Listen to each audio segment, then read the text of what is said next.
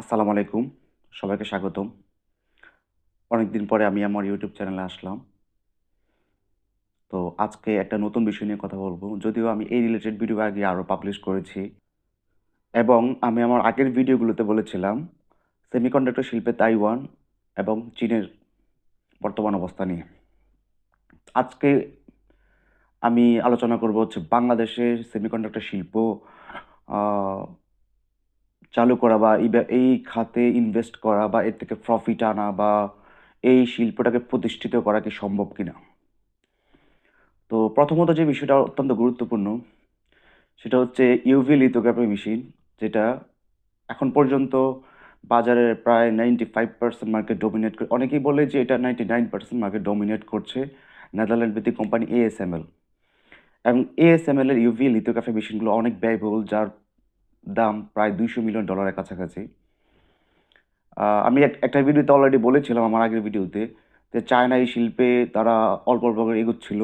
যেখানে হুয়াওয়ের একটা ল্যাবে প্রায় 7 ন্যানোমিটার পর্যন্ত চিপ উৎপাদন করা সম্ভব হয়েছিল এবং আমার ভিডিওটা পাবলিশ হওয়ার পরে Xiaomi 3 ন্যানোমিটার চিপ বাজারে নিয়ে আসে এবং আমি আমার প্রিভিয়াস ভিডিওতে বলেছিলাম যখন পর্যন্ত Xiaomi এটা অফিসিয়ালি লঞ্চ করেনি, XM Rig 01 নামে একটা চিপ যেটা Xiaomiর একটা ফোন এবং একটা ট্যাবে ইউজ করছে, যেটা প্রায় 3 ন্যানোমিটার টেকনোলজি। এবং তাইওয়ান তাইওয়ানের বিভিন্ন প্রতিষ্ঠান রয়েছে। তার মধ্যে সবচেয়ে বড় সেমিকন্ডাক্টর শিল্প নিয়ে যারা কাজ করে তারা হচ্ছে TSMC, যারা Apple, Nvidia, Qualcomm, Intel সহ বিভিন্ন বড়, বড় কোম্পানির সেমিকন্ডাক্টরগুলো তৈরি করে থাকে। বিশেষ করে চিপ, মাইক্রোচিপ বা মোবাইলের প্রসেসর বা কম্পিউটার প্রসেসর। তো যেখানে চীন অনেকদিন ধরেই চেষ্টা করছিল এবং চীনের উপর একটা নিষেধাজ্ঞা আসছিল আমেরিকা থেকে যে তারা ASML এর প্রোডাক্ট ইউজ করতে পারবে না। তো তারা অনেকদিন ধরেই গবেষণা করতেছিল। এটা আমেরিকান স্যাংশনের কারণে, তো আমেরিকান স্যাংশনের জন্য তারা পিছিয়ে থাকবে কেন? এইজন্য তারা অনেকদিন ধরেই গবেষণা করছিল যে তারা যাতে ইন হাউস আ মেশিন তারা তৈরি করবে, ইউভি লিথোগ্রাফি মেশিন। যেহেতু বিশ্বের একমাত্র স্বনামধন্য কোম্পানি ASML ছাড়া অন্য কেউ ইউভি লিথোগ্রাফি মেশিন তৈরি করে না।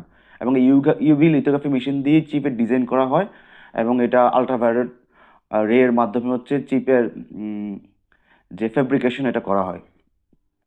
তো চায়না সফল হয়েছে। চায়না তাদের ইনহাউস ফ্যাক্টরিতে, ইনহাউস ল্যাবে তারা 3 ন্যানোমিটার প্রসেসর তৈরি করেছে ASML টেকনোলজি ছাড়া।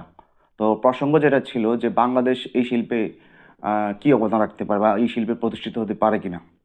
প্রথমত হচ্ছে ASML এর মেশিনগুলো, একটা সিঙ্গেল মেশিনের দাম প্রায় $200 মিলিয়ন।